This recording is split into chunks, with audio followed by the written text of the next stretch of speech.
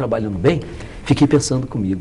E não disse nada para eles. E ele ficou defendendo os meninos, querendo que eu os tirasse de lá. Foi mal deles. Tirasse a privação de liberdade deles. Tem um filme em cartaz, que é o Juízo, um documentário, eu sei que o senhor viu, e que ele faz uma crítica justamente sobre esse ambiente do sistema ECA, né?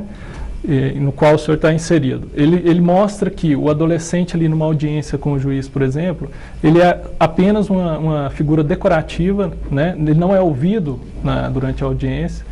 E, para piorar, a linguagem jurídica é inacessível para ele. Tem até o caso de um adolescente que ele foge, mesmo com a sentença que já dava liberdade para ele, ele não entende a sentença e foge, né, do ambiente, da instituição corretiva. E é um filme que coloca várias questões, né? Ali é um ambiente do Rio de Janeiro, onde o juiz ele é obrigado a fazer cerca de 20 audiências por dia, então é uma verdadeira fábrica de sentenças, né?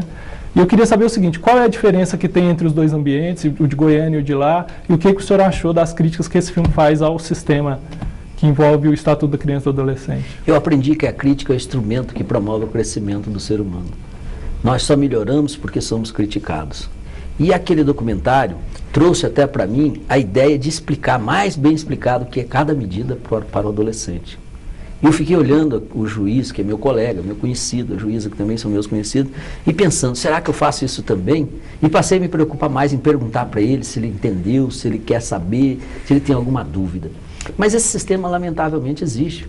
Porque basta a gente compreender o seguinte, de 100% de adolescentes que cometem infrações, 90% é de adolescente que não concluiu o ensino fundamental. É o analfabeto funcional.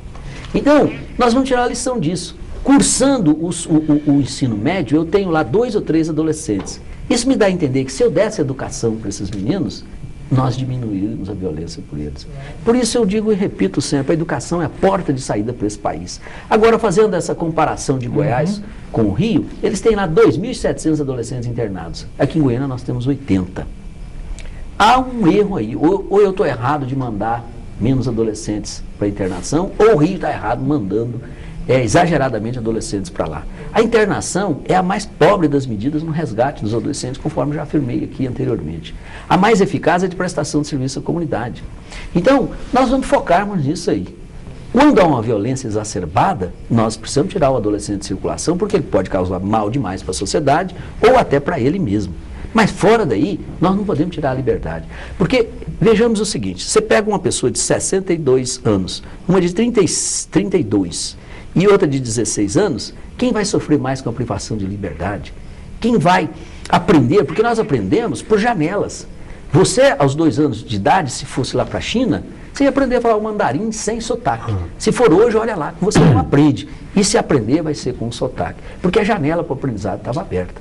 Na adolescência, a janela para o aprendizado está aberta. Qual janela que é aprendizado? A conviver com o outro, a ser um ser social, a conhecer os fundamentos do poder, a se inserir no grupo, a buscar a se realizar como indivíduo dentro do grupo. Aí eu pergunto, eu coloco o adolescente de 16 anos lá no CEPAIGO, qual vai ser o fator de poder que vão passar para ele? Qual vai ser o fator de socialização que ele vai aprender? Que tipo de poder ele vai buscar e como ele vai buscar esse poder? É preciso que a gente faça essas perguntas. Mas aí é que está, doutor Maurício, o que fazer com a justiça quando o juiz determina a prisão do menor infrator numa determinada região onde não há um centro regional que tem lá a medida socioeducativa e ele acaba sendo preso numa delegacia ou numa cadeia junto com outros porque há experientes? O discurso de alguns juízes de que a função dele é mandar prender e a função do executivo é construir a cadeia, né? Ele não leva em conta a realidade interna da cadeia para onde ele está mandando aquela pessoa, que ela pode sair pior do que está entrando, né? O senhor leva isso em conta? O senhor faz uma crítica desse tipo de postura? Faço uma crítica porque todos nós estamos inseridos no contexto de solução desse problema, do juiz, o prefeito, o vereador e a sociedade. Nós não podemos admitir, em hipótese alguma, adolescente dentro de cadeia. Porque o que nós vamos fazer com ele é fabricar um criminoso muito mais esperto, muito mais grave, muito mais audacioso. Porque é isso que ele vai aprender lá dentro da cadeia. Ele está com a janela aberta para aprender isso. Aqui em Goiás já, o senhor sabe. Aqui em Goiás nós temos várias cidades do interior, graças a Deus isso está mudando. Porque com a imprensa noticiando o caso de Planaltina, aquele caso do Pará, os juízes começaram a ficar com medo também. A sociedade começou a ficar A senhora mais acredita que atenta. deveria fazer um movimento com esses juízes que mandam os menores para essas cadeias? Eu acho, vou ser sincero com vocês, sou absolutamente contrário à prisão de adolescente em cadeia pública. Não deve ficar de maneira alguma. Doutor Maurício. E como é que deve agir, então, um cidadão quando observa uma criança ou um adolescente preso, como aconteceu lá no Pará, uma menina nova presa com homens dentro de uma cadeia?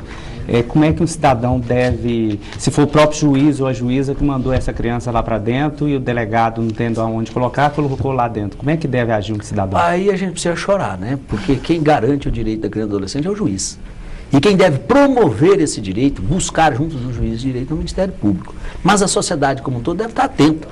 Porque eu penso que se cobrar de um juiz, olha, tem um menor preso aqui na cadeia, vai tomar uma providência. O senhor acha que aquele número, o Disque 100, que é um número nacional de denúncias de crime contra as crianças, os adolescentes, ele tem funcionado para Goiânia, para Goiás, por exemplo? O senhor tem recebido informações de que as pessoas estão pegando o orelhão e estão ligando e denunciando que tem criança apanhando, crianças sofrendo maus tratos? Tem funcionado esse Disque 100? Ajuda muito. Hoje um colega meu ligou para mim dizendo que a parente dele foi chamada pela delegacia para explicar porque ela gritava muito com o filho. Eu pensei, resultado Lucélia já. Que bom! Até eu disse para o colega, eu falei, vá lá, você vai ter a chance de mostrar que não é nada disso. Ou se houver algum erro, que se conserte. Porque isso tudo encoraja a população a tomar essas providências. E bem ou mal, funciona também o telefone, o 100. Porque a gente consegue ir atrás de alguns e pela exemplaridade a gente consegue mudar um pouco o conceito. Doutor Maurício, fundamentalmente, o que mudou do Código de Menores para o Estatuto da Criança e do Adolescente e o que é preciso ser feito para que o Estatuto ECA atinja a sua plena eficácia?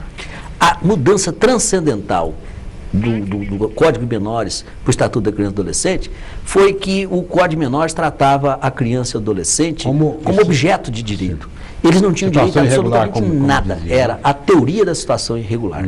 O Estatuto chegou com a teoria da proteção Ou seja, integral. era quase que um marginal. Então. Isso. Ele era visto como um ser assim. O juiz podia tudo. Ele podia pegar aquele menino que cometeu uma infração penal e colocá-lo no coorge. Ao mesmo tempo, o abandonado colocava junto. Agora, vocês imaginam que loucura que era isso? As rebeliões, as revoltas que aconteciam. E quantas ocorreram? Quantas ocorreram? Com a chegada do Estatuto, isso acabou ou diminuiu demais. Por quê? Porque o adolescente agora precisa ser tratado com respeito. Ele, para ser privado de liberdade, ele tem o direito de se defender, o que não acontecia antigamente.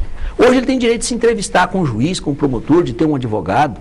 Hoje ele tem o direito de ser respeitado. Eu dou um exemplo de respeito, porque as pessoas acham que respeito é uma coisa que não deve ser considerada. Tem uma escola lá no Recife que resolveu mostrar para os adolescentes quem era o responsável pela queda no nível do ensino. Pegaram os adolescentes, botaram na fila indiana e na frente de um caixão. E quando ele olhava lá no caixão, era um espelho. Vejam bem que falta de respeito com o adolescente, que a gente não pode admitir. E a gente tem que acabar com isso. O respeito é dar a ele a condição de saber a verdade. Doutor Maurício, assim, durante quase essa uma hora que a gente está aqui, o senhor falou em 2 pontos essenciais para resolver essa situação. A questão da educação e a questão da participação da sociedade.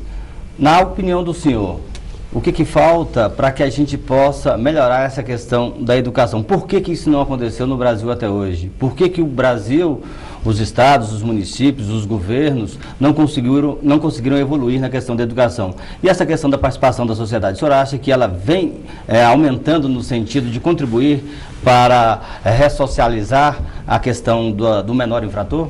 Sim, eu vou aproveitar para fazer uma resposta anterior também à pergunta, dizendo o seguinte: nós temos mudado muito com o Estatuto. Antigamente, você passava na porta do político, estava uma fila de gente ali para pedir vaga na escola pública. Era favor que se fazia, hoje isso virou direito. Ai do bairro que não oferecer escola para criança e para adolescente. É um avanço que nós tivemos. Agora, nós precisamos também compreender o seguinte: o Brasil, historicamente, entregou a educação para a igreja e não havia a compreensão de que a educação era um instrumento de promoção do ser humano. Ele tinha que aprender, era para o gasto, como a gente ouvia muitas pessoas. Não, eu sei ler para o gasto.